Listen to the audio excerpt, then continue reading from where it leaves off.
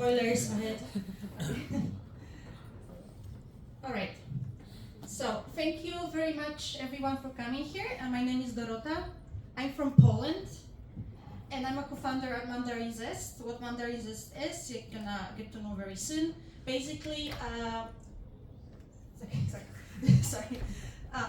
大家好，我的中文名字是东方洛，来自波兰。我在台湾念过书。I studied in Taiwan and I discovered my love for Mandarin very early on. It's become a very important part for my life. And today I'm gonna tell you a little bit about how to approach learning not only Mandarin but language in general from a little bit chill and a little bit lazy point of view. So the topic is scrolling to fluency, using social media as a language immersion tool. And before we talk of social media as a whole, I would like to ask you, what do you think language immersion actually means? Because this is something we often just come across once we start learning a language or you want to continue, or we hit the famous plateau when you just are stuck in the intermediate level and we don't know how to continue, right? How do I actually surround myself with that language? How do I become better? But what does it actually mean? So is it about living in a place? Do you actually have to live in that country? Or is it just YouTube videos and watching films, it's enough?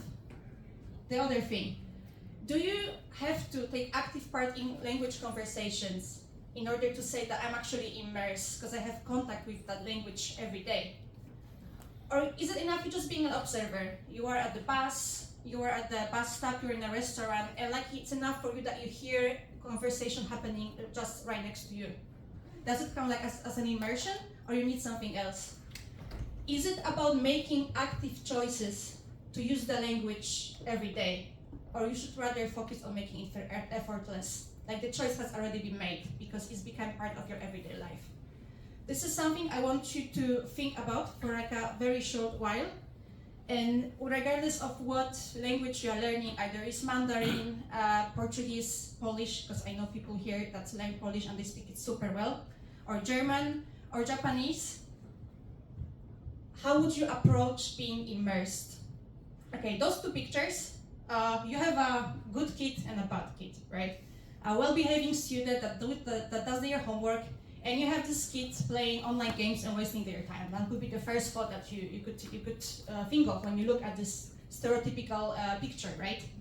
So when I started learning my first foreign language in Poland, it was English, and I haven't been able to speak English until I was 14-year-old. Just for most of Polish people actually don't speak English. It's as foreign for us as it is for most people.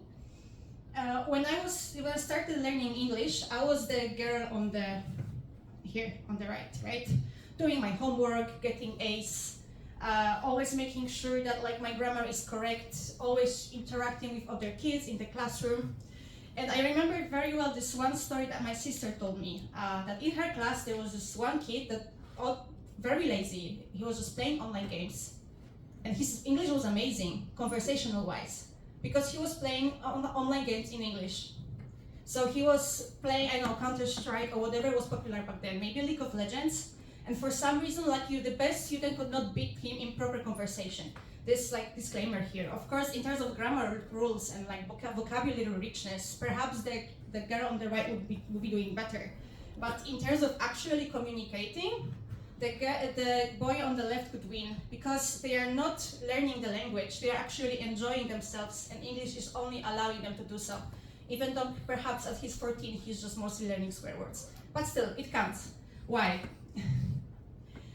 Something that like I really emphasize, although it feels a little bit counterintuitive, it's language is actually not the goal in itself when you think about it.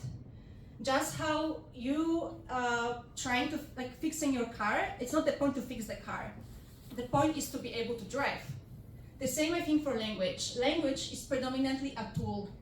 It's not a trophy to have. It's not an end goal. Like I speak fluent Mandarin, so I achieved. Like what exactly do you achieve?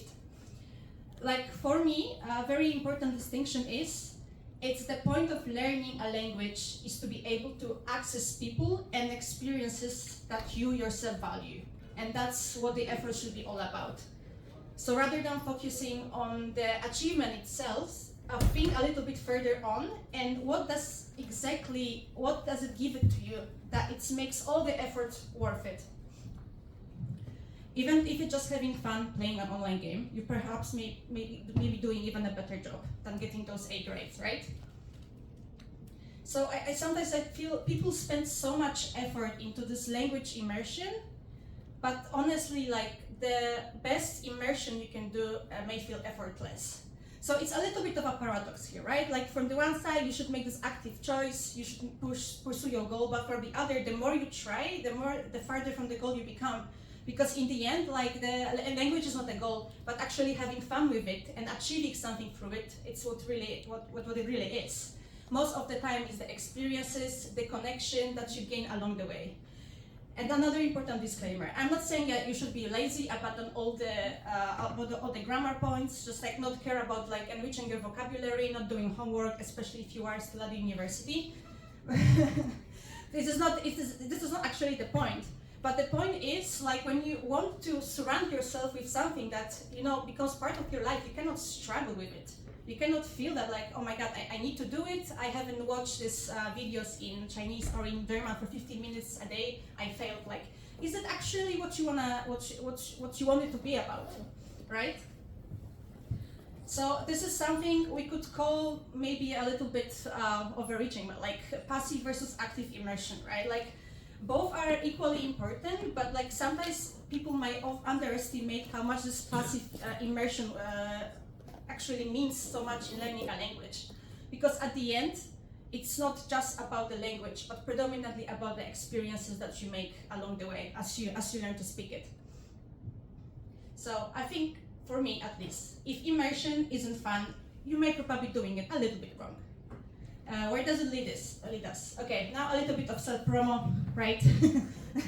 I'm a co-founder of Mandarin Zest. It's a community of Chinese learners, basically. We're developing our first product, the Chinese online teaching platform, perhaps in the future also app. So we are both friends, me and Antoine. He's not here in Taipei anymore, but like we managed to grow a community of over 50,000 people combined, through like Substack accounts, through Instagram. And just looking at this, like first, you wouldn't really think of it as a language material, right? There's like this funny orange. It looks attractive because Antoine has like amazing design skills. So like just, if you stumble across it on social media, you think like, oh, what a nice picture, right? I want to scroll, and like by mistake, you completely like you learn a new word in Mandarin, basically. You barely even notice that, right? So this is also something that made us both realize, seeing how fast the platform grows, is there's actually a very big need for people to have when they're scrolling social media, because all of us are social media users, almost all of us at this point, to actually be able to, through this passive immersion, just the act of scrolling, access things of value, right? Just access content that actually teaches us something, but without all the effort having to seek it out by ourselves. It's best when it just appears in front of us. It's best we just like enjoy looking at it. When it's just not about, you know, all the formulas or the boring textbooks that I personally, when I started learning Chinese like that, my textbooks were quite horrible, right? So it's like the best formula from it is just make it as fun as possible, but like don't focus simply on the fact that you have to learn something.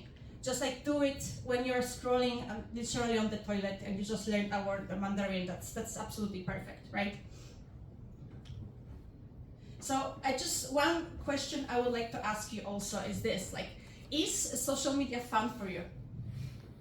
Like, how many of you would say you actually really enjoy being on social media? Yeah. Yeah. How many of you are on social media every day? Yeah. Okay, that's a little bit of a sad picture. No, I'm just joking. No, the point of it is that like we overly paint this image of social media as having very negative influence on our lives, and in many ways it's actually true. It's connection, but it's not connection. You can talk with everyone, but then you have to be available 100%, and like whatever gives you a call, it constantly gives you anxiety. But at the same time, we cannot really stop using it. Like it's always there, just waiting for us, because it's like designed to be addictive. And all those messages about social media we are getting, it's usually from this very negative point of view. But in a way, this is very true, but there is also other way around. Like if your phone is literally such a big part of your life, like why not use it and just like try to go with it for a little bit further. And I'm not just saying this to follow Mandarin Zest because we are so cool, not at all. But like the way, I mean, that's too, yeah, well being, right? But the way that you can basically curate your feed and curate your Instagram account, your TikTok account into providing you even very silly, stupid content, but in the end that it actually teaches you things that you value. So this is this relaxing, like allowing yourself to be a little bit lazy and not worry that like, you know, I should be watching real Chinese films and like, or studying from a real textbook, when honestly, like even this so-called Chinese AI slope is sometimes not as bad as the picture it. So like the other point of looking at it, it's like, can our increasing screen time become actually a valuable resource, especially in a situation when you are not living in the country where the target language is spoken? It's a little bit controversial. Maybe many of you will like disagree with me, which is like absolutely natural, because in the end, languages are about human connection, and experiences that we have the best are also about human connection. But in the end, like even a shortcut like social media can prove more valuable than you can think. So just to do a little bit of science, just as I said before, like learning a language should not be just passive, right? Like you really need to take an active choice to do it. But like research also shows that passive foreign language video exposure, especially with native language subtitles, which is very important, is a very effective way of acquiring new skills. There is like lots of literature about it also, that the use of video for language learning is especially good for children, and adults can learn elements of second language simply for viewing it. So like being a passive observer sometimes can work to our advantage as well. So the primary use of social media in language learning can be to replicate the language immersion through also passive participation. And I'm really encouraging you to try this, especially if you feel like you are, you know, like Instagram or like TikTok or any of those platforms have become such an important part of your life that at this point, like a little bit like me, I admit I like to scroll. But at this point, I managed to curate my feed to the point that, like, you know, whenever I scroll something, at least I know a few new words in Chinese or in German too, because I started learning German recently. Some of the examples, for instance, I can show you.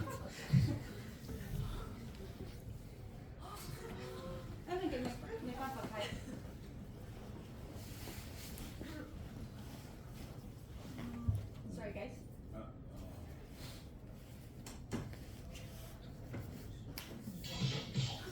Am I the only one to have it on my feet all the time?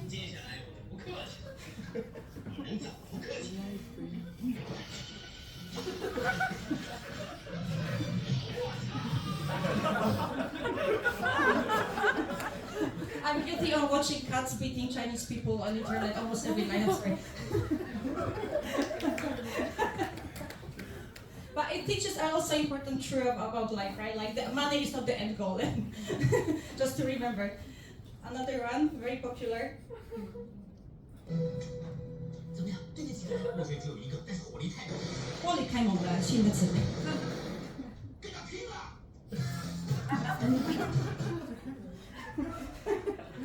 Okay, last one. Just not to say we have only content from mainland China. Oh, this is I really like, but it's very silly. 大哥，不好意思，打扰一下。今年是马年，有什么吉祥话跟大家说？祝大家马桶爆炸。I wish you to for your toilet to explode for Chinese New Year. This is so-called AI slope. I wanted to show you a little bit, and I admit all of it appeared on my feed at some point in my life, and I'm really sorry. But I hope at least you like it. And that was kind of the point. So, as I say, like smartphones have become an extension of our bodies. Social media are our primary space for interaction. And AI is reshaping how we perceive reality and blah blah. It's all very important, right? But like sometimes, you know, instead of stressing about it so much, you can embrace it a little bit. Like maybe you don't like AO slope, but honestly, judging your reaction, you all kind of enjoy it. So have fun scrolling next time. Thank you so much. If you would like to know more about Mandarin Zest and our projects, you are welcome to scan our QR code. And that would be it for today. Thank you.